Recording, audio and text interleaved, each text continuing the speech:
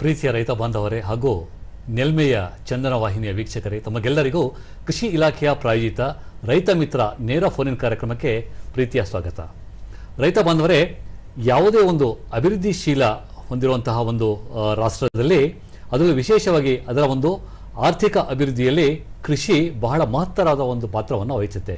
ಅದು ಆಹಾರ ಭದ್ರತೆ ಇರ್ಬೋದು, ಅಥವಾ ಉದ್ಯೋಗ ಒಂದು ಸೃಷ್ಟಿ ಆಗಿರ್ಬೋದು, ಅಥವಾ ಕೈಗಾರಿಕೆಗಳಿಗೆ ಕಚ್ಚಾ ವಸ್ತುಗಳ ಒಂದು ಪೂರೈಕೆ ಆಗಿರ್ಬೋದು, ಹಾಗೆ ಒಂದು ರಫ್ತು ಆದಾಯ ಗಳಿಕೆ ಆಗಿರ್ಬೋದು, ಹಾಗೆ ಗ್ರಾಮೀಣ ಅಭಿವೃದ್ಧಿಗೆ ಒಂದು ಉತ್ತೇಜನ ಆಗಿರ್ಬೋದು. ಇದರ ಜೊತೆಗೆ ಪಶುಸಂಗೋಪನೆ, ಹೈನುಗಾರಿಕೆ, ತೋಟಗಾರಿಕೆ, ರೇಷ್ಮೆ, ಕುರಿ ಕೋಳಿ ಸಾಗಾಣಿಕೆ ಇವೆಲ್ಲವೂ ಒಂದು ಆರ್ಥಿಕತೆಗೆ ಒಂದು ಪೂರಕವಾಗಿ ಒಂದು ಪಾತ್ರವನ್ನು ನಿರ್ವಹಿಸುತ್ತೆ. ಹಾಗೆ ಕೃಷಿ ಒಂದು ದೇಶದ ಆರ್ಥಿಕತೆಯ ಒಂದು ಬೆನ್ನೆಲುಬೆ ಅಂತ ಹೇಳಿ ಪರಿಗಣಿಸಲಾಗುತ್ತೆ. ಸೊ ಇಂತಹ ಒಂದು ಅಭಿವೃದ್ಧಿಗೆ ಕೇಂದ್ರ ಸರ್ಕಾರ ಮತ್ತು ರಾಜ್ಯ ಸರ್ಕಾರಗಳು ಹಲವಾರು ಯೋಜನೆಗಳನ್ನು, ಪೂರಕವಾದ ಯೋಜನೆಗಳನ್ನು ರೂಪಿಸಿರ್ತಾರೆ.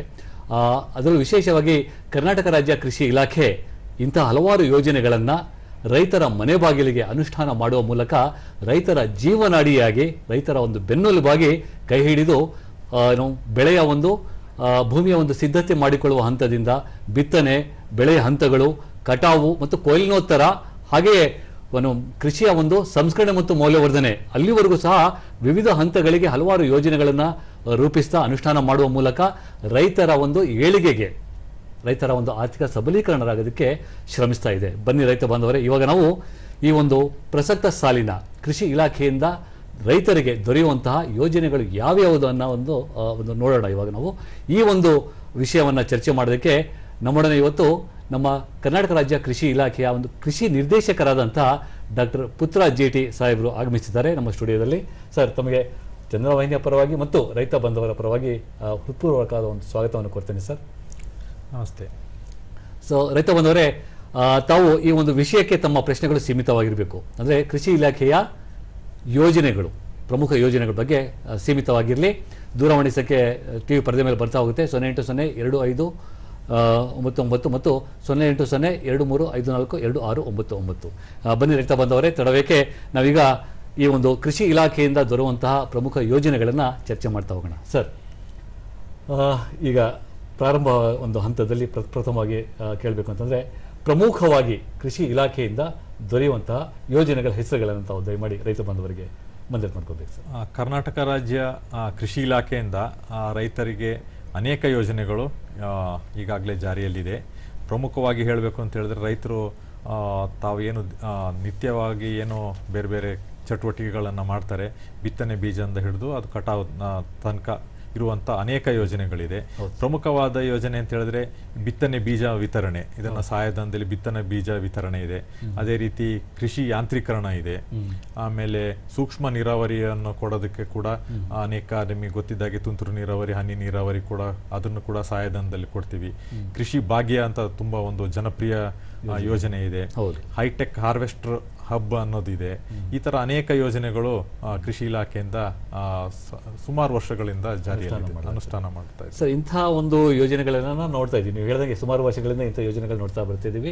ರೈತರಿಗೆ ಬಹಳ ಉಪಯುಕ್ತವಾದಂಥ ಯೋಜನೆ, ಪ್ರಮುಖ ಯೋಜನೆಗಳು ತಾವು ನೋಡ್ತಿದ್ದಾರೆ ಕೃಷಿ ಇಲಾಖೆಯಿಂದ.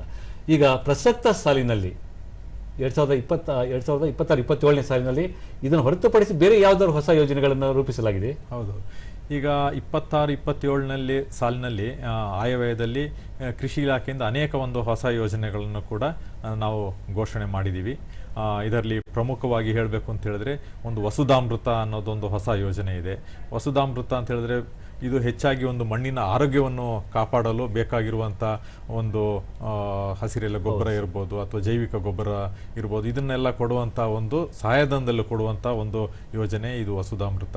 ಅದೇ ರೀತಿ ಸಸ್ಯ ಸಂಜೀವಿನಿ ಅಂತ ಇದೆ. ಅಂತ ಹೇಳಿದ್ರೆ ಕೀಟ ಅಥವಾ ರೋಗಗಳ ಬಾಧೆ ಏನಿದೆ ಅದನ್ನ ಮುಂಚಿತವಾಗಿಯೇ ಅದನ್ನ ಕಂಡು ಹಿಡಿದು ರೈತರಿಗೆ ಮುಂಜಾಗ್ರತಾ ಕ್ರಮವನ್ನು ವಹಿಸಲಿಕ್ಕೆ, ಮುನ್ನೆಚ್ಚರಿಕೆ ಏನು ಕ್ರಮ ತಗೋಬೇಕು ಅನ್ನೋದ್ರ ಬಗ್ಗೆ ಕೂಡ ಮಾಹಿತಿ ಕೊಡೋದಕ್ಕೆ ನಮ್ಮಲ್ಲಿ ಈ ಒಂದು ಸಸ್ಯ ಸಂಜೀವಿನಿ ಅಂತ ಒಂದು ಹೊಸ ಕಾರ್ಯಕ್ರಮ ಇದೆ.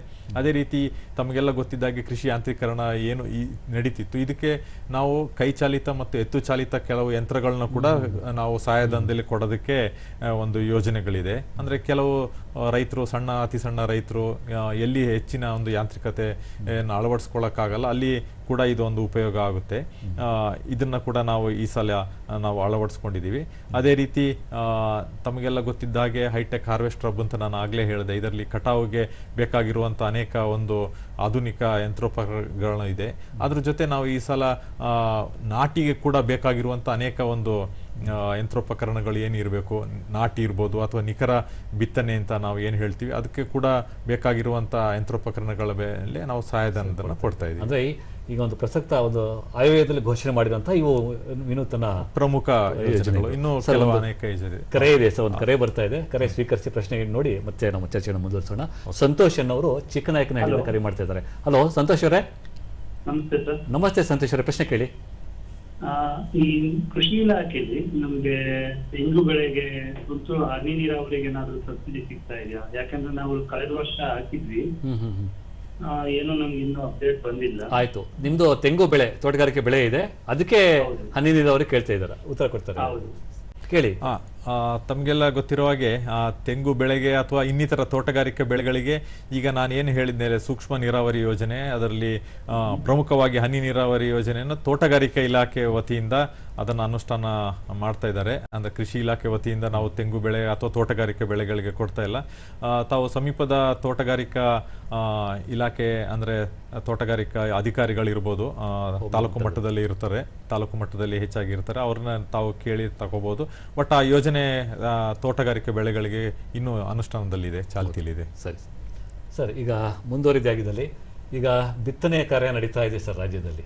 ರಾಜ್ಯದಲ್ಲಿ ಎಲ್ಲೆಲ್ಲಿ ಅಂದರೆ ಯಾವ ರೀತಿಯ ಬಿತ್ತನೆ ಕಾರ್ಯ ಮುಂದುವರೆದಿದೆ, ಮತ್ತೆ ಬಿತ್ತನೆ ಅಂತ ಹೇಳಿದಾಗ ಬಿತ್ತನೆ ಬೀಜದ ದಾಸ್ತಾನು ಸ್ಥಿತಿ ಹೇಗಿದೆ ಸರ್?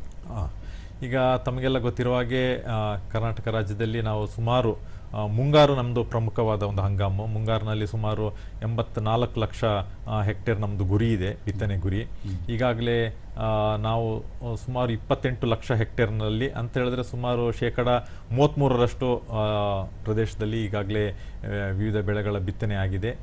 ಬಿತ್ತನೆ ಬೀಜ ಈಗಾಗಲೇ ನಾನು ಹೇಳಿದ್ದೀನಿ, ಸಹಾಯಧನದಲ್ಲಿ ನಮ್ಮ ಕೃಷಿ ಇಲಾಖೆಯಿಂದ ನಾವು ಅದನ್ನು ರೈತರಿಗೆ ವಿತರಣೆ ಮಾಡ್ತಿದ್ದೀವಿ. ಸಾಕಷ್ಟು ಲಭ್ಯ ಇದೆ. ಈಗಾಗಲೇ ಸುಮಾರು ಒಂದು 2,13,000 ಅಷ್ಟು ನಾವು ಸಹಾಯಧನದಲ್ಲಿ 2,13,000 ಕ್ವಿಂಟಾಲ್ ಅಷ್ಟು ನಾವು ವಿತರಣೆ ಮಾಡಿದ್ದೀವಿ. ದಾಸ್ತಾನು ಸಾಕಷ್ಟು ನಮ್ಮ ರೈತ ಸಂಪರ್ಕ ಕೇಂದ್ರಗಳಲ್ಲೂ ಇದೆ. ಆಮೇಲೆ ಇವಾಗ ತಮಗೆಲ್ಲ ಗೊತ್ತಿರುವ ಹಾಗೆ ಏನು ಈ ಬಿತ್ತನೆ ಬೀಜನ ಉತ್ಪಾದನೆ ಮಾಡ್ತಾರೆ ಬೇರೆ ಬೇರೆ ಸಂಸ್ಥೆಗಳು, ಕರ್ನಾಟಕ ರಾಜ್ಯ ಬೀಜ ನಿಗಮ ಇರ್ಬೋದು ಅಥವಾ ರಾಷ್ಟ್ರೀಯ ಬೀಜ ನಿಗಮ ಇರ್ಬೋದು, ಹಾಗೆ ಇನ್ನಿತರ ಖಾಸಗಿಯವರು ಕೂಡ ಇರ್ತಾರೆ. ಅವರಲ್ಲೂ ಕೂಡ ಸಾಕಷ್ಟು ದಾಸ್ತಾನು ಇದೆ. ಈ ಬಾರಿ ಬಿತ್ತನೆ ಬೀಜ ದಾಸ್ತಾನದಲ್ಲಿ ಯಾವುದೇ ಒಂದು ಕೊರತೆ ಇಲ್ಲ, ಕಾಣಿಸ್ತಾ ಇಲ್ಲ ಸರ್. ಆಯ್ತು ಸರ್, ಈಗ ಬಿತ್ತನೆ ಬೀಜ ಮತ್ತೆ ಕ್ಷೇತ್ರ ಯಾವ ರೀತಿ ಇದು ವಿಸ್ತರಣೆ ಆಗಿದೆ ಅದ್ರ ಬಗ್ಗೆ ಆಯಿತು. ಈಗ ಮತ್ತೊಂದು ಪ್ರಶ್ನೆ ಅಂತಂದ್ರೆ, ಈಗ ಇದ್ರ ಜೊತೆಯಲ್ಲಿ ನಮಗೆ ರಸಗೊಬ್ಬರಗಳ ಪೂರೈಕೆಯೂ ಸಹ ಅಷ್ಟೇ ಒಂದು ಮಹತ್ವದ ಪಾತ್ರವನ್ನು ವಹಿಸುತ್ತೆ ಕೃಷಿ ಇಲಾಖೆ ಒಂದು ಪೂರ್ವ ಹಂತದಲ್ಲಿ.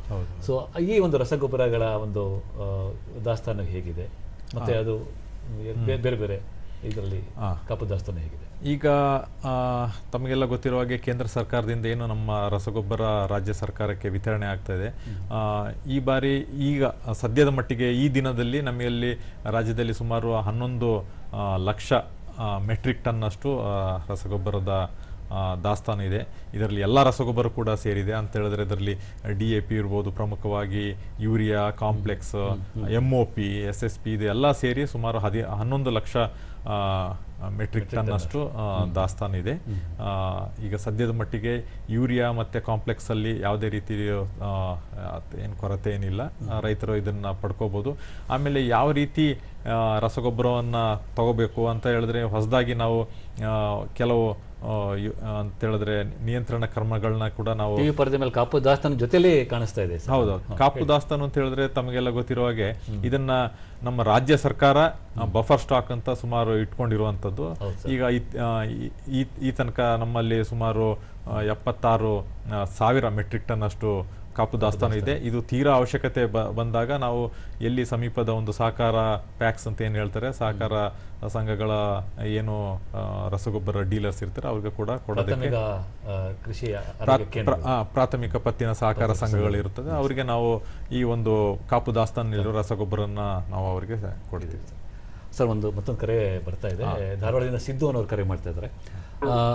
ಸಿದ್ದು ಅವರೇ ನಮಸ್ತೆ. ಕೇಳಿ, ತಮ್ಮ ಪ್ರಶ್ನೆ ಕೇಳಿ. ಅದೇ ಸರ್ ಕೃಷಿ ರೈತರಿಗೆ ಇದು ಬಿ ಬಯೋಟೆಕ್ ಮಾಡಿ. ತಮ್ಮ ಧ್ವನಿ ಸ್ವಲ್ಪ ಟಿವಿ ಏನಾದರೂ ಆನ್ ಇದ್ರೆ ಸ್ವಲ್ಪ ವಾಲ್ಯೂಮ್ ಕಡಿಮೆ ಮಾಡಿ. ಇನ್ನೊಂದ್ಸರಿ ಪ್ರಶ್ನೆ ಕೇಳಿ. ಸರ್ ಇವಾಗ ಕೃಷಿ ಇಲಾಖೆಯಲ್ಲಿ ಕೃಷಿ ಅಧಿಕಾರಿ ಇದರಲ್ಲಿ ಸರ್ ಹಾ, ಆ ರೀತಿಯಲ್ಲಿ ಟಾಪಿಕ್ ಎಲ್ಲ ಯಾರು ಮಾಡಿದ್ದಾರೆ ಸರ್ ರೈತ. ಹಲೋ, ಗೊತ್ತಾಗ್ಲಿಲ್ಲ. ಈ ಬಯೋಟೆಕ್ನಾಲಜಿ ಕೋರ್ಸ್ ಯಾರು ಮಾಡಿದಾರಲ್ಲ ಸರ್ 1000 ಗೊತ್ತಾಯ್ತಾ ಸರ್? ಅಂದ್ರೆ ಧ್ವನಿ ಕ್ಲಿಯರ್ ನಿಮ್ಮ ಧ್ವನಿ ಅಷ್ಟು ಶುದ್ಧ ಇಲ್ಲ, ಯಾಕಂದ್ರೆ ಅದು ಬ್ರೇಕ್ ಆಗ್ತಾ ಇದೆ ನಿಮ್ಮ ಧ್ವನಿ. ಸ್ವಲ್ಪ ದೂರ ಇಟ್ಕೊಂಡು ಏನಾದ್ರು ಮಾತಾಡ್ತೀರಾ ನೋಡಿ. ಕೃಷಿ ಇಲಾಖೆಯಿಂದ ಅಧಿಕಾರಿಗಳು ಅದು ಕೇಳಿಸ್ತ ಅಷ್ಟೇ. ಕೃಷಿ ಅಧಿಕಾರಿಗೆ ಪರೀಕ್ಷೆ ನಡೆಸಿದ್ರಲ್ಲ ಸರ್, ಕೃಷಿ ಅಧಿಕಾರಿ ಪರೀಕ್ಷೆ. ಹಾ ಸರ್, ಅದರಲ್ಲಿ ಬಿ ಬಯೋಟೆಕ್ ಯಾರು ಮಾಡಿದಾರ ಸರ್ ಇದಕ್ಕೆ ಪದವಿ. ಹಾ ಹಾ ಹಾ, ಅದು ನಮ್ಗೆ ಅವರಿಗೆ ಯಾವ್ದು ಅವ್ರ ಕೋರ್ಸ್ ನಮ್ದೇನು ಕಲ್ತಿರಲ್ಲ ಸರ್. ಇವಾಗ ಎಂಟಮಲಜಿ, ಪ್ಯಾಥಾಲಜಿ, ಇವೆಲ್ಲ ಸಸ್ಯ ರೋಗ ಶಾಸ್ತ್ರ ಇವೆಲ್ಲ ಕಲ್ತಿರ್ತಾರೆ. ಹೆಂಗೆ ಬಿ ಬಯೋಟೆಕ್ ಮತ್ತೆ ಖಾಸಗಿ ಕೃಷಿ ಆಯ್ತು. ಈಗ ತಮಗೆ ನಾವು ಕೃಷಿ ಇಲಾಖೆಯ ಒಂದು ಯೋಜನೆಗಳ ಬಗ್ಗೆ ಇಲ್ಲಿ ಚರ್ಚೆ ಮಾಡ್ತಾ ಇದೀವಿ, ನೀವು ಪರೀಕ್ಷೆ ಬಗ್ಗೆ ಕೇಳ್ತಾ ಇದ್ದೀರಾ. ಇದಕ್ಕೆ ಸೂಕ್ತವಾದ ಉತ್ತರ ಆಗುತ್ತೆ ಸರ್. ಈಗ ತಾವು ಕೇಳ್ತಿರುವಂತದ್ದು ಆಡಳಿತಾತ್ಮಕ ಸಂಬಂಧಪಟ್ಟ ವಿಷಯಗಳಿದೆ. ಬಯೋಟೆಕ್ನಾಲಜಿ ಅಂತ ಹೇಳಿದರೆ ಈಗೇನು ನಮ್ಮ ಕೃಷಿ ಇಲಾಖೆಯಲ್ಲಿ ಬೇರೆ ಬೇರೆ ಇಲಾಖೆಯಲ್ಲಿ ಅಳವಡಿಸ್ಕೊಂಡಂಗೆ C&R ಅಳವಡಿಸ್ಕೊಂಡಿರ್ತಾರೆ. ಅದಕ್ಕೆ ತಕ್ಕಂತೆ ಈಗ ಒಂದು ಕೃಷಿ ಅಧಿಕಾರಿ ಮತ್ತು ಸಹಾಯಕ ಕೃಷಿ ಅಧಿಕಾರಿಯ ಒಂದು ರಿಕ್ರೂಟ್ಮೆಂಟ್ ಸಲುವಾಗಿ ಕೇಳ್ತಿದ್ರೆ ಆಡಳಿತಾತ್ಮಕ ವಿಷಯ ಬಗ್ಗೆ ಇದೆ, ಅದು ಮಾಹಿತಿಯನ್ನು ಅವ್ರು ಪಡ್ಕೋಬಹುದು ಕೇಳ್ಕೊಂಡು. ಆಯ್ತು ಸರ್, ಕರೆ ಕಟ್ ಆಗಿದೆ. ಸರ್, ತಾವು ಹೇಳ್ತಾ ಇದ್ರಿ ಏನೋ ರಸಗೊಬ್ಬರ ಪೂರೈಕೆ ಹೇಳ್ತಾ ಇದ್ರಿ, ಕಾಪು ದಾಸ್ತಾನು ಅಂತ ಹೇಳಿದ್ರಿ. ಈಗ ಸಾವಯವ ಕೃಷಿಗೆ ಒತ್ತು ನೀಡಬೇಕು ಅಂತಂದ್ರೆ ಕೃಷಿ ಇಲಾಖೆ ವತಿಯಿಂದ ಯಾವ ರೀತಿಯಾದಂಥ ಕ್ರಮವನ್ನು ಕೈಗೊಳ್ತಿದೆ ಸರ್? ಈಗ ತುಂಬ ಒಳ್ಳೆ ಪ್ರಶ್ನೆ. ಈಗ ತಮಗೆಲ್ಲ ಗೊತ್ತಿರುವ ಹಾಗೆ ಮಧ್ಯಪ್ರಾಚ್ಯದಲ್ಲಿ ಏನು ಯುದ್ಧ ಎಲ್ಲ ಆದಾಗ ನಮ್ಮಲ್ಲಿ ಕೇವಲ ರಸಗೊಬ್ಬರ ಅಷ್ಟೇ ಅಲ್ಲ, ಅದಕ್ಕೆ ಅನೇಕ ಇನ್ನು ಬೇರೆ ಬೇರೆ ಉತ್ಪನ್ನಗಳಿಗೆ ಸಾಕಷ್ಟು ಕೊರತೆ ಆಗಿತ್ತು. ಇದರಲ್ಲಿ ಇದನ್ನು ನೀಗಿಸಲು ಮುಖ್ಯವಾಗಿ ಸಾವಯವ ಕೃಷಿಯ ಒಂದು ಇದೆ, ಆಮೇಲೆ ಸಮಗ್ರ ಕೃಷಿ ಪದ್ಧತಿ, ಅದು ಎರಡನ್ನು ಹೆಚ್ಚಿನ ಒಂದು ಒತ್ತು ಕೊಡ್ತಾ ಇದ್ದೀವಿ. ನಮ್ಮ ರಾಜ್ಯ ಸರ್ಕಾರದಲ್ಲೂ ಕೊಡ್ತಾ ಇದ್ದೀವಿ, ಅದೇ ರೀತಿ ಕೇಂದ್ರ ಸರ್ಕಾರದಲ್ಲೂ ಕೂಡ ಇದಕ್ಕೆ ಹೆಚ್ಚಿನ ಒಂದು ಒತ್ತನ್ನು ಕೊಡ್ತಾ ಇದ್ದೀವಿ.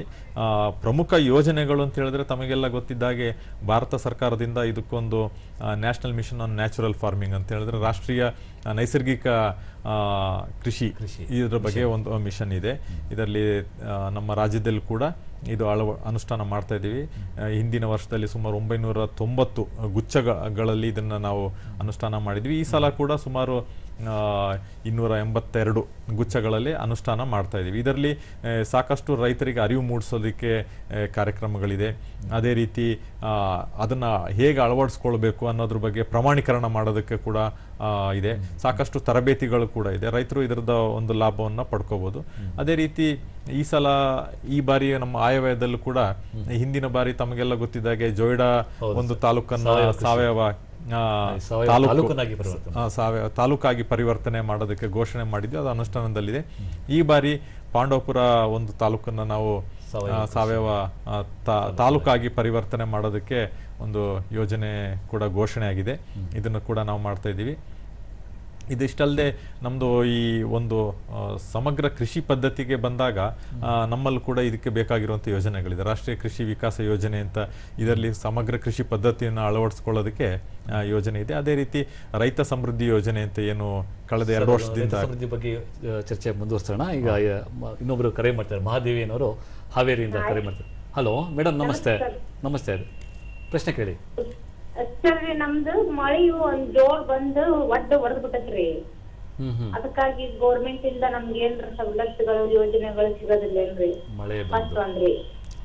ಸೆಕೆಂಡ್ ಒಂದ್ರಿ, ನಮ್ದು ಜಮೀನು ಸುಮಾರು ಆಗೈತ್ರಿ, ಅದನ್ನ ಬದಲಾವಣೆ ಮಾಡಿ ಫಲವತ್ತಾಗಿ ಮಣ್ಣು ಮಾಡ್ಬೇಕಂದ್ರೆ ಎಷ್ಟ್ ಪ್ರಯತ್ನ ಮಾಡ್ಬೇಕ್ರಿ ನಾವು? ಮಣ್ಣು ಫಲವತ್ತಾಗಿ ಮಾಡ್ಬೇಕು ಅಂತಂದ್ರೆ ಯೋಜನೆಗಳು ಏನಿಲ್ಲನ್ರಿ? ಆಯ್ತಾಯ್ತು, ಉತ್ತರ ನೀಡ್ತಾರೆ.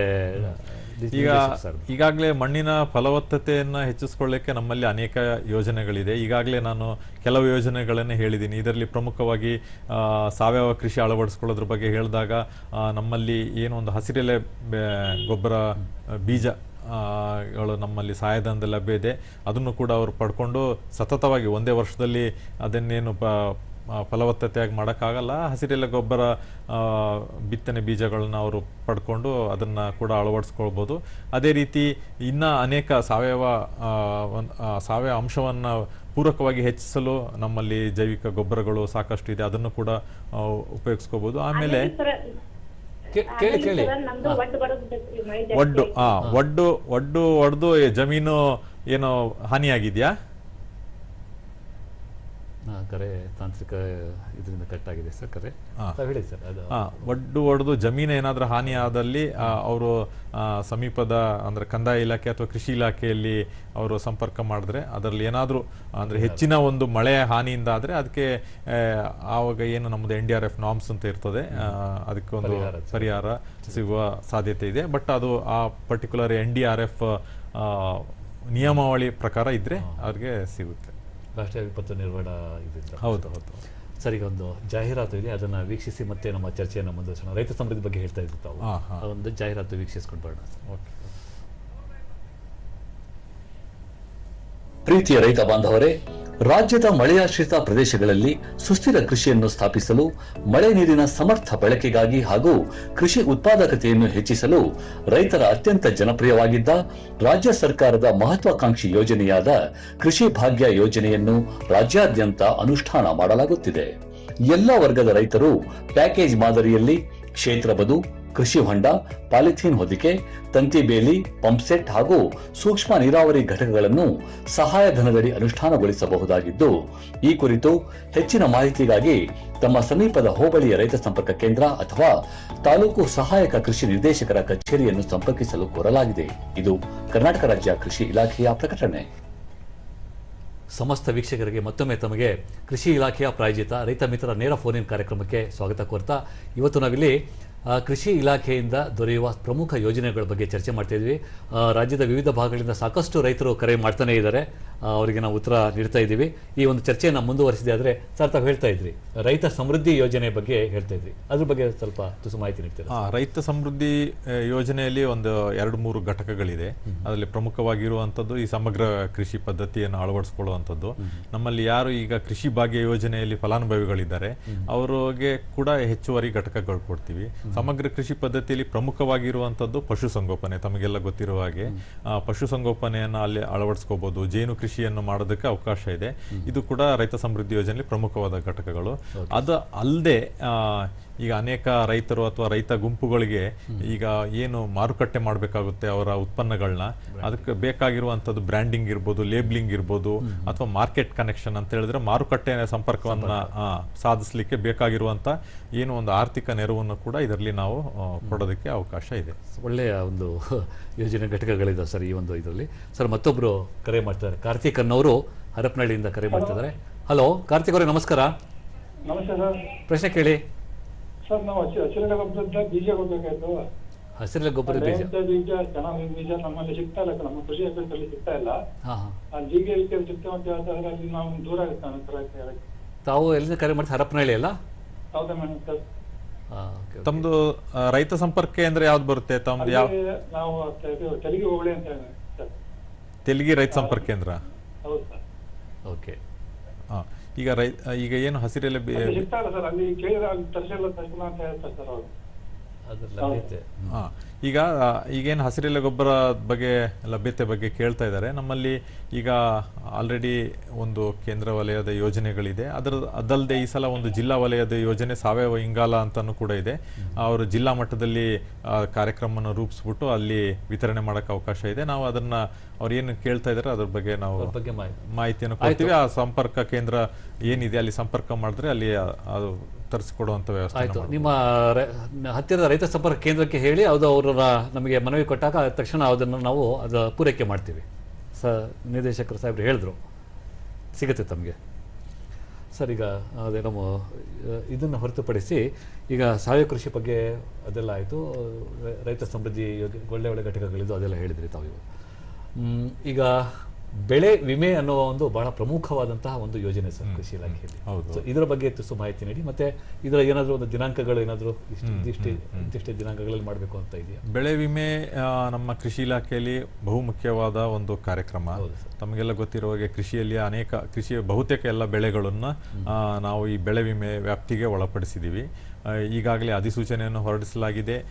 ಮೊದಲನೇ ಹಂತದಲ್ಲಿ ಈ ದಿನ ಒಂದು ಕೊನೆಯ ಒಂದು ಕಟ್ ಆಫ್ ಡೇಟ್ ಇತ್ತು ಅಥವಾ ಕೊನೆಯ ಹಂತದಲ್ಲಿ ಇತ್ತು. ಇನ್ನೂ 3 ಕಟ್ ಆಫ್ ಡೇಟ್ ಇದೆ, ಬೇರೆ ಬೇರೆ ದಿನಾಂಕಗಳಲ್ಲಿದೆ. ಅನೇಕ ಬೆಳೆಗಳಿಗೂ ಕೂಡ ಇದರಲ್ಲಿ ನಾವು ವ್ಯಾಪ್ತಿಗೆ ಒಳಪಡಿಸಿದ್ದೀವಿ. ಇದರಲ್ಲಿ ಪ್ರಮುಖವಾಗಿ ಹೇಳಬೇಕು ಅಂತ ಹೇಳಿದ್ರೆ, ರೈತರು ಈ ಹಿಂದಿನ ಸಾಲಿನಲ್ಲಿ ಸಾಕಷ್ಟು ವರ್ಷದಿಂದ ವರ್ಷಕ್ಕೆ ಜಾಸ್ತಿ ನೋಂದಣಿ ಮಾಡ್ಕೊಳ್ತಾ ಇದ್ದಾರೆ. ಸುಮಾರು 3 ಸೀಸನ್ ಅಂತ ಹೇಳಿದ್ರೆ ಮುಂಗಾರು, ಹಿಂಗಾರು ಮತ್ತೆ ಬೇಸಿಗೆ ಸೇರಿದ್ರೆ 25ರಿಂದ 27 ಲಕ್ಷ ರೈತರು ಇದರ ಒಂದು ನೋಂದಣಿ ಮಾಡ್ಕೊಳ್ತಿದ್ದಾರೆ. ಈ ಸಲ ಕೂಡ ಒಂದು ಹವಾಮಾನ ಇಲಾಖೆ ಏನು ಒಂದು ಮುನ್ಸೂಚನೆಯನ್ನು ಕೊಟ್ಟಿದೆ, ಬಹಳ ಕೆಲವು ಪ್ರದೇಶದಲ್ಲಿ ಆಶಾದಾಯಕವಾಗಿಲ್ಲ. ನಾನು ರೈತರಿಗೆ ಏನು ಒಂದು ಮನವಿ ಮಾಡ್ಕೊಳ್ಳೋದು ಅಂತ ಹೇಳಿದ್ರೆ, ಈ ಬಾರಿ ಹೆಚ್ಚಾಗಿ ಏನು ನಮ್ಮ ಬೆಳೆ ವಿಮೆಗೆ ಅವಕಾಶ ಇದೆ, ಸೊ ಎಲ್ಲ ಬೆಳೆ ವಿಮೆಯಲ್ಲಿ ನೋಂದಣಿ ಮಾಡಿಸ್ಕೊಳ್ಳಿ. ಏನಾದರೂ ಬೆಳೆ ಏನಾದರೂ ಹಾನಿಯಾದ ಪಕ್ಷದಲ್ಲಿ ಬೆಳೆ ವಿಮೆ ವ್ಯಾಪ್ತಿಯಲ್ಲಿ ಬಂದಾಗ ಅದನ್ನು ಕೂಡ ನಾವು ಅವರಿಗೆ ವಿಮೆ ಸಿಗುವಂತ ಯೋಜನೆ ಇದೆ. ಮಾಡ್ತಾ ಇದ್ದೀರಾ ಸರ್? ಈಗ ಕೃಷಿ ಯಾಂತ್ರೀಕರಣ ಮತ್ತು ಹೈಟೆಕ್ ಹಾರ್ವೆಸ್ಟರ್ ಬಂತಾನು ಕೇಳಿದ್ದೀವಿ ಸರ್. ನಾವು ಈಗ ಏನು ದೊಡ್ಡ ದೊಡ್ಡ ಒಂದು ಯಂತ್ರಗಳನ್ನೆಲ್ಲ ನೋಡಿದ್ದೀವಿ. ಹೌದು. ಇದು ಕೃಷಿ ಯಾಂತ್ರೀಕರಣ ಯೋಜನೆ ಮತ್ತು ಹೈಟೆಕ್ ಹಾರ್ವೆಸ್ಟರ್ ಬಗ್ಗೆ ರೈತರಿಗೆ ಕೃಷಿ ಯಾಂತ್ರೀಕರಣ ಯೋಜನೆ ಅಂದ್ರೆ ಅನೇಕ ವರ್ಷಗಳಿಂದ ಇದೊಂದು ಜಾರಿಯಲ್ಲಿದೆ. ಯಾಂತ್ರೀಕರಣದಲ್ಲಿ ಬಹುತೇಕ ಯಾಂತ್ರೀಕರಣ ಅಂತ ಹೇಳಿದ್ರೆ ಬಿತ್ತನೆ ಮಾಡೋಕ್ಕಿಂತ ಮುಂಚೆ ಅಂತ ಹೇಳಿ ಭೂಮಿ ಸಿದ್ಧತೆಯಿಂದ ಹಿಡಿದು ಕಟಾವು ಹಾಗೂ ಕಟಾವು ನಂತರ ಕೂಡ ಬೇಕಾಗಿರುವಂಥ ಬಹುತೇಕ ಎಲ್ಲ ಒಂದು ಯಂತ್ರೋಪಕರಣಗಳ ಮೇಲೆ ನಾವು ಒಂದು ಸಹಾಯಧನವನ್ನು ಕೊಡ್ತಿದ್ದೀವಿ. ಇದರಲ್ಲಿ ಸಾಮಾನ್ಯ ವರ್ಗದ ರೈತರಿಗೆ ಸುಮಾರು 50% ಪರಿಶಿಷ್ಟ ಜಾತಿ ಪರಿಶಿಷ್ಟ ಪಂಗಡದ ರೈತರಿಗೆ 90% ನಾವು ಸಹಾಯಧನ ಕೊಡ್ತೀವಿ. ಉದಾಹರಣೆಗೆ ಹೇಳಬೇಕು ಅಂತ ಹೇಳಿದ್ರೆ, ಈಗ ಕೂರ್ಗಿ ಇರ್ಬೋದು, ಸೀಡ್ ಕಮ್ ಫರ್ಟಿಲೈಸರ್ ಡ್ರಿಲ್ ಅಂತ ಏನು ಹೇಳ್ತೀವಿ, ಅಥವಾ ರೋಟೋವೇಟರ್ ಇರ್ಬೋದು, ಕಲ್ಟಿವೇಟರ್, ಈ ಥರ ಅನೇಕ ಲ್ಯಾಂಡ್ ಲೆವೆಲರ್, ಈ ಥರ ಅನೇಕ ಒಂದು ಯಂತ್ರೋಪಕರಣಗಳು ಇದೆ. ಅದ್ರ ಮೇಲೆ ಎಲ್ಲ ನಾವು ಸಬ್ಸಿಡಿನೂ ಕೊಡ್ತಿದ್ದೀವಿ. ಆಮೇಲೆ ಹೈಟೆಕ್ ಹಾರ್ವೆಸ್ಟರ್ ಹಬ್ ತಮಗೆ ಗೊತ್ತಿದ್ದ ಹಾಗೆ 2 ವರ್ಷದಿಂದ ಆಲ್ರೆಡಿ ನಾವು ಇದನ್ನು ಅನುಷ್ಠಾನ ಮಾಡ್ತಾ ಇದ್ದೀವಿ. ತುಂಬ ಯಶಸ್ವಿಯಾಗಿ ಮಾಡ್ತಾ ಇದ್ದೀವಿ. ಇದರಲ್ಲಿ 2 ರೀತಿ ಯಂತ್ರೋಪಕರಣಗಳು ಮುಖ್ಯವಾಗಿ ಕೊಡ್ತಿದ್ದೀವಿ. ಒಂದು ಕಂಬೈನ್ಡ್ ಹಾರ್ವೆಸ್ಟರ್ ಅಂತ ನಾವು ಏನು ಹೇಳ್ತೀವಿ, ಕಂಬೈನ್ಡ್ ಹಾರ್ವೆಸ್ಟರ್ಗಳನ್ನ ನಾವು ಕೊಡ್ತಾ ಇದ್ದೀವಿ. ಎರಡನೇದು ಶುಗರ್ ಕೇನ್ ಹಾರ್ವೆಸ್ಟರ್ ಅಂತ ಏನು ಹೇಳ್ತಿದ್ದೀವಿ, ಕಬ್ಬಿಗೆ ಉಪಯೋಗಿಸ್ತಾರೆ. ಇದರಲ್ಲಿ ಶುಗರ್ ಕೇನ್ ಹಾರ್ವೆಸ್ಟರ್ಗೂ ಕೂಡ 40% ಮತ್ತು 50% 2 ಸ್ಲ್ಯಾಬ್ ಇರುತ್ತೆ. ತಮಗೆಲ್ಲ ಗೊತ್ತಿದ್ದಾಗೆ ಸಾಮಾನ್ಯ ವರ್ಗದವರಿಗೆ ಮತ್ತೆ ಪರಿಶಿಷ್ಟ ಜಾತಿ ಪರಿಶಿಷ್ಟ ಪಂಗಡದವರಿಗೆ ಇರುತ್ತೆ. ಕಂಬೈನ್ಡ್ ಹಾರ್ವೆಸ್ಟರಲ್ಲೂ ಕೂಡ 50% ಸಾಮಾನ್ಯ ವರ್ಗದ ರೈತರಿಗೆ ಹಾಗೂ 70% ಪರಿಶಿಷ್ಟ ಜಾತಿ ಪರಿಶಿಷ್ಟ ಪಂಗಡದ ರೈತರಿಗೆ ಇದರದ್ದು ಲಭ್ಯವಿರುತ್ತದೆ. ಇದರಲ್ಲಿ ತಮಗೆ ಗೊತ್ತಿದ್ದಾಗೆ ಈಗ ಕಟಾವು, ಈಗ ಶುಗರ್ ಕೇನ್ ಅಂತ ಹೇಳಿದ್ರೆ ಕಬ್ಬಿಗೆ ಬಂದಾಗ ಕಬ್ಬು ಕಟಾವು ಸಮಯದಲ್ಲಿ ಈಗ ತಮಗೆ ಲೇಬರ್ ಅಂತ ಹೇಳಿದ್ರೆ ಕೂಲಿ ಆಳುಗಳ ಕೃಷಿ ಕಾರ್ಮಿಕರ ಕೊರತೆ ಬಹುತೇಕವಾಗಿದೆ.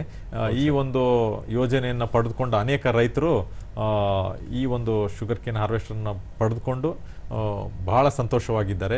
ಇದೊಂದು ನಮ್ಮ ಏನು ಇಲಾಖೆ ಅಥವಾ ನಮ್ಮ ಸರ್ಕಾರ ಮಾಡಿರುವಂಥ ಅನೇಕ ಯೋಜನೆಗಳಲ್ಲಿ ಬಹಳ ಉಪಯುಕ್ತವಾಗಿದೆ, ಜನಪ್ರಿಯವಾಗಿದೆ. ರೈತರಲ್ಲಿ ಬೇಡಿಕೆ ಕೂಡ ವರ್ಷದಿಂದ ವರ್ಷಕ್ಕೆ ಜಾಸ್ತಿ ಬರ್ತಾ ಇದೆ. ಸರ್, ಈಗ ಹೈಟೆಕ್ ಕೃಷಿ ಯಾಂತ್ರೀಕರಣ ಆಯಿತು, ಸೂಕ್ಷ್ಮ ನೀರಾವರಿ ಯೋಜನೆ ಅಂದರೆ ಈಗ ನೀರಾವರಿ ಸಂರಕ್ಷಣೆ ಮತ್ತು ಅದೊಂದು ಸದ್ಬಳಕೆ ಮಾಡ್ಕೋಬೇಕು ನೀರಿನ ಒಂದು, ಅದ್ರ ಬಗ್ಗೆ ಈಗ ತಾವು ಒಳ್ಳೆ ಪ್ರಶ್ನೆಯನ್ನೇ ಕೇಳಿದ್ರಿ. ಈಗ ಈಗಾಗಲೇ ನಾವು ಹೇಳಿದಾಗೆ ಹವಾಮಾನ ಮುನ್ಸೂಚನೆ ಕೂಡ ಮತ್ತೆ ಕೆಲವು ಕಡೆ ಒಣ ಹವೆನೇ ಮುಂದುವರೆದಿರೋದ ಪ್ರದೇಶದಲ್ಲಿ ವೈಪರೀತ್ಯನೂ ಕೂಡ ಇದೆ. ಈಗಾಗಲೇ ನಾವು ಈ ಸೀಸನಲ್ಲೂ ಕೂಡ, ಈಗ ಮಳೆಗಾಲದಲ್ಲಿ ಈ ಸೀಸನಲ್ಲೂ ಕೂಡ ಎಲ್ಲೆಲ್ಲಿ ಮಳೆ ಹೆಚ್ಚಿನ ಪ್ರದೇಶದಲ್ಲಿ ಆಗದೇ ಇರುವಂಥ ಪ್ರದೇಶದಲ್ಲಿ ಈಗಾಗಲೇ ನಾವು ಈ ಸೂಕ್ಷ್ಮ ನೀರಾವರಿನ ಉಪಯೋಗಿಸ್ತಾ ಇದ್ದಾರೆ. ಇದರಲ್ಲಿ ಪ್ರಮುಖವಾಗಿ ಸೂಕ್ಷ್ಮ ನೀರಾವರಿಲಿ 2 ವಿಧದಲ್ಲಿದೆ. ಒಂದು ತುಂತುರು ನೀರಾವರಿ, ಒಂದು ಹನಿ ನೀರಾವರಿ. ಕೃಷಿ ಬೆಳೆಗಳಿಗೆ ಎಲ್ಲ ಹೆಚ್ಚಾಗಿ ನಾವು ಒಂದು ತುಂತುರು ತುಂತುರು ನೀರಾವರಿ ಅಥವಾ ಸ್ಪ್ರಿಂಕ್ಲರ್ ಅಂತ ಸರ್ವೇ ಸಾಮಾನ್ಯವಾಗಿ ಏನು ಹೇಳ್ತಾರೆ, ನಾವು ತುಂತುರು ನೀರಾವರಿನ ಎಲ್ಲ ವರ್ಗದ ರೈತರಿಗೆ 90% ಸಹಾಯಧನದಲ್ಲಿ ನಾವು ಕೊಡ್ತೀವಿ. ಇದು ರಾಜ್ಯ ಸರ್ಕಾರ, ಕೇಂದ್ರ ಸರ್ಕಾರ ಏನು ಸಹಾಯಧನ ಕೊಡ್ತಾ ಇದೆ ಅದ್ರ ಮೇಲೆ ರಾಜ್ಯ ಸರ್ಕಾರ ಕೂಡ ಕೊಟ್ಟು ಇದನ್ನು 90% ಸಹಾಯಧನದಲ್ಲಿ ಕೊಡುವಂಥ ಯೋಜನೆಗಳು. ಇದರಲ್ಲಿ ಕಳೆದ ಅನೇಕ ವರ್ಷಗಳಿಂದ ಇದು ಚಾಲ್ತಿಲಿದೆ. ಆಮೇಲೆ ಕರ್ನಾಟಕ ಬಹುತೇಕ ದೇಶದಲ್ಲಿ ಅನೇಕ ರಾಜ್ಯಗಳು ಏನು ಅನುಷ್ಠಾನ ಮಾಡ್ತಾ ಇದೆ, ಇದರಲ್ಲಿ ಕರ್ನಾಟಕ ಒಂದು ಪ್ರಮುಖವಾದ ರಾಜ್ಯ, ಹೆಚ್ಚಾಗಿ ಉಪಯೋಗ ಪಡ್ಕೊಳ್ಳುತ್ತಿರುವಂಥ ಇದೊಂದು ರಾಜ್ಯ. ಮತ್ತೊಂದು ಕರೆ ಬರ್ತಾ ಇದೆ. ಸಿದ್ಧಲಿಂಗಯ್ಯನವರು ಧಾರವಾಡದಿಂದ ಕರೆ ಮಾಡ್ತಾ ಇದ್ದಾರೆ. ಹಲೋ ಹಲೋ, ನಮಸ್ಕಾರ. ನಮಸ್ಕಾರ ಸಿದ್ಧಲಿಂಗಯ್ಯ, ನೇರವಾಗಿ ಪ್ರಶ್ನೆ ಕೇಳಿ ತಮ್ಮದು. ಸರ್ ಏನೋ ಧಾರವಾಡ. ಹಾಂ ಹೇಳಿ, ಪ್ರಶ್ನೆ ಕೇಳಿ. ಸರ್ ನಾವು ನಮ್ಮ ಕಡೆ ಅಡಿಕೆ ಹಾಂ ಅದು ಅಡಿಕೆ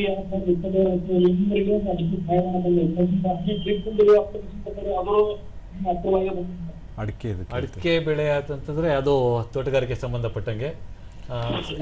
ಈಗಾಗಲೇ ನಮ್ಮ ಕೃಷಿ ನಿರ್ದೇಶಕರು ಹೇಳ್ದಂಗೆ ತಾವು ಹತ್ತಿರದ ಒಂದು ರೈತ ಸಂಪರ್ಕ ಕೇಂದ್ರ ಆಗಿರ್ಬೋದು ಅಥವಾ ತಾಲೂಕು ಮಟ್ಟದಲ್ಲಿ ತೋಟಗಾರಿಕೆ ಇಲಾಖೆಗೆ ಅದಕ್ಕೆ ತಾವು ಭೇಟಿ ಕೊಟ್ಟು ಅದನ್ನು ಬಗೆಹರಿಸ್ಕೊಳ್ಬೇಕಾಗಿದೆ. ಸರ್, ಈಗ ಮುಂದುವರೆದೇ ಆಗಿದ್ದಲ್ಲಿ ಈಗ ಇಲ್ಲಿವರೆಗೂ ರೈತ ಉತ್ಪಾದನೆ ಮಾಡ್ತಾ ಇದ್ದಾನೆ, ಹಲವಾರು ಸಂದಿಗ್ಧ ಪರಿಸ್ಥಿತಿಗಳಲ್ಲಿ ಇದ್ದಾನೆ, ಮತ್ತು ಕೆಲವೊಂದು ಪ್ರಮುಖ ಯೋಜನೆಗಳ ಅನುಷ್ಠಾನ ಮಾಡುವ ಮೂಲಕ ಆರ್ಥಿಕವಾಗಿ ಅಭಿವೃದ್ಧಿ ಸಬಲರ ಆಗ್ತಾ ಇದ್ದಾನೆ. ಸೊ ಈಗ ಒಬ್ಬ ರೈತ, ನಾನು ಈಗ ಬೆಳೀತಾ ಇದ್ದೀನಿ, ಉತ್ಪಾದನೆ ಮಾಡ್ತಾ ಇದ್ದೀನಿ, ನಾನು ಈಗ ಒಬ್ಬ ಒಳ್ಳೆಯ ಉದ್ಯಮಿ ಆಗಬೇಕು ಅನ್ನೋ ಒಂದು ಬಯಸಿದ್ದಲ್ಲಿ, ಸೊ ಅವನಿಗೆ ಉದ್ಯಮಿ ಆಗೋದಕ್ಕೆ ತಾವು ಕೃಷಿ ಇಲಾಖೆ ಒಂದು ಯಾವ್ದು ರೂಪುರೇಷೆಗಳಿದಾವೆ, ಯಾವ ಯೋಜನೆಗಳಿದಾವೆ? ಹಾಗೆ ಈಗ ಇತ್ತೀಚೆಗೆ ನಡೆದಂತಹ ಅಂತಾರಾಷ್ಟ್ರೀಯ ವಾಣಿಜ್ಯ ಮೇಳದಲ್ಲೂ ಸಹ ಈ ಒಂದು ಚರ್ಚೆ ಆಗಿತ್ತು. ಹೌದು. ಯಾವ ರೀತಿ ಕ್ರಮ ಕೈಗೊಳ್ತಿದ್ದಾರೆ ಸರ್? ಈಗ ತಮಗೆಲ್ಲ ಗೊತ್ತಿರೋ ಹಾಗೆ ಅಂತಾರಾಷ್ಟ್ರೀಯ ವಾಣಿಜ್ಯ ಮೇಳವನ್ನು ನಾವು ಸುಮಾರು ವರ್ಷಗಳಿಂದ 6-7 ವರ್ಷಗಳಿಂದ ನಾವು ಏನು ಮಾಡ್ತಾ ಇದ್ದೀವಿ, ಇದು ಕೂಡ ರೈತರನ್ನ ಉದ್ಯಮಿಯಾಗಿ ಮಾಡಬೇಕು ಅನ್ನೋದೇ ಪ್ರಮುಖವಾದ ಒಂದು ನಮ್ಮ ಉದ್ದೇಶ. ತಮಗೆಲ್ಲ ಗೊತ್ತಿರುವ ಹಾಗೆ ರೈತರು ಏನು ತಾವು ಬೆಳೆದ ಉತ್ಪನ್ನಗಳನ್ನು ಹಾಗೆ ಮಾರುಕಟ್ಟೆಯಲ್ಲಿ ಮಾರಾಟ ಮಾಡಿದಲ್ಲಿ ಅವರಿಗೆ ಏನು ಸಿಗುತ್ತೆ ಬೆಲೆ, ಅದನ್ನೇ ಸಂಸ್ಕರಣೆ ಮಾಡಿದ್ರೆ ಅಥವಾ ಅದಕ್ಕೆ ಇನ್ನೊಂದು ಸ್ವಲ್ಪ ಮೌಲ್ಯ ವರ್ಧನೆ ಮಾಡಿದ್ರೆ ಇನ್ನೂ ಹೆಚ್ಚಿನ ಒಂದು ಮೌಲ್ಯ ಸಿಗ್ತದೆ. ಸೊ ಈಗ ಯಾರು ರೈತರು ಬೆಳೆದಿರುವಂಥ ಉತ್ಪನ್ನಗಳನ್ನ ಬೇರೆಯವ್ರಿಗೆ ಕೊಟ್ಟು ಮೌಲ್ಯ ವರ್ಧನೆ ಮಾಡೋದಕ್ಕಿಂತ ರೈತರೇ ಒಂದು ಸಣ್ಣ ಮಟ್ಟಿಗೆ ತಾವೇ ಒಂದು ಸಣ್ಣ ಮಟ್ಟದಲ್ಲಿ ಇದನ್ನ ರೂಪಿಸ್ಕೊಂಡಲ್ಲಿ ಅಂದ್ರೆ ಅವರಿಗೆ ಸಿಗುತ್ತೆ. ಇದ್ರ ಸಲುವಾಗಿ ನಮ್ಮಲ್ಲಿ ಅನೇಕ ಯೋಜನೆಗಳಿದೆ. ಒಂದು ಪ್ರಮುಖವಾಗಿ ಹೇಳಬೇಕು ಅಂತ ಹೇಳಿದ್ರೆ PMFME ಅಂತ ಯೋಜನೆಗಳಿದೆ. ಅದರಲ್ಲಿ ಸುಮಾರು 15 ಲಕ್ಷದವರೆಗೆ ನಮ್ಮದು ಸಬ್ಸಿಡಿ ಸಿಗುವಂಥ ಯೋಜನೆಗಳು ಲಭ್ಯ ಇದೆ.